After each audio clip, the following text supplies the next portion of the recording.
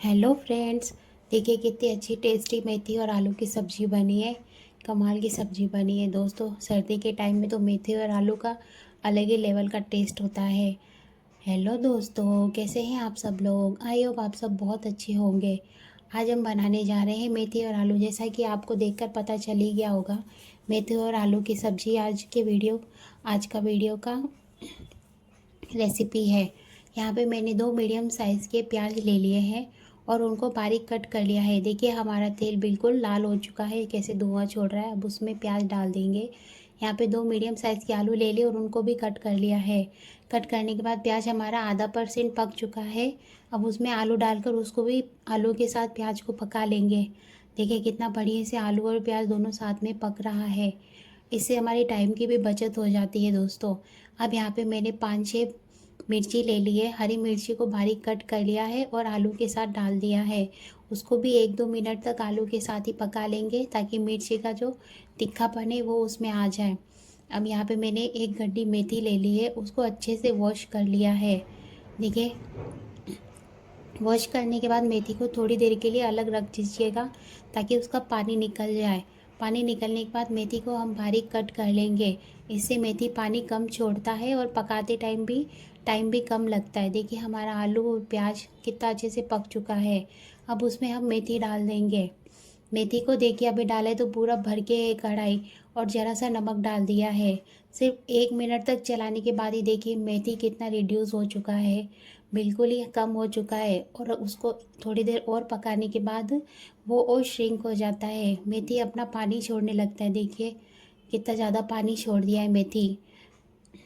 अब हम मेथी को ऐसे ही हाई फ्लेम पर 1-2 मिनट तक पकाएंगे। मेथी को ऐसे ही साइड साइड में कीजिएगा। देखिए हमारा आलू हमने पहले ही डाल दिया था तो वो जल्दी से पक भी गया है। पहले आलू डालने का यही फ़ायदा होता है दोस्तों कि वो पक जाता है और मेथी को ज़्यादा टाइम तक पकाने की ज़रूरत नहीं पड़ती है। अब हम मेथी को ऐसे ही चलाते हुए हाई फ्लेम पर पका लेंगे। हाँ दोस्तों, मेथी को ऐसे ना साइड साइड में कर दीजिए और सारा पानी बीच में कर दीजिए। सारा पानी बीच में करने से क्या फ़ायदा होता है कि वो जल्दी से फ्लेम के हीट में आता है और जल्दी से रिड्यूस भी हो जाता है। इससे हमारा मेथी जल्दी पक भी जाता है। देखिए कितना जल्दी पानी उड़ चुका है।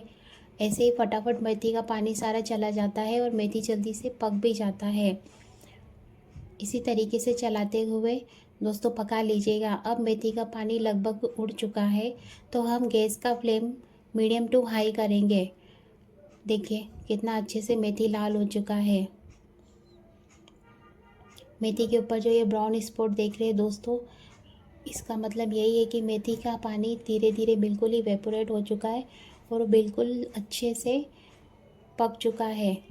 अब मेथी को सिर्फ हल्का सा लाल करना है, उससे मेथी का टेस्ट और अच्छा हो जाता है दोस्तों। आप सब मेरा वीडियो देखते हैं दोस्तों, उसके लिए बहुत बहुत धन्यवाद दोस्तों। लेकिन प्लीज़ लाइक और सब्सक्राइब भी किया कीजिए और कमेंट तो ज़रूर ही किया कीजिए दोस्तों। कोई कमेंट नहीं करता है। कमेंट करेंगे तो मुझे पता चलेगा कि किनको मेरा वीडियो अच्छा लगता है, मेरे वीडियो में क्या कमी है क्या नहीं है। आप प्लीज़ बताइएगा ज़रूर दोस्तों, इससे मुझे अच्छा लगेगा। प्लीज़ मेरे वीडियो पे कमेंट ज़रूर कीजिएगा।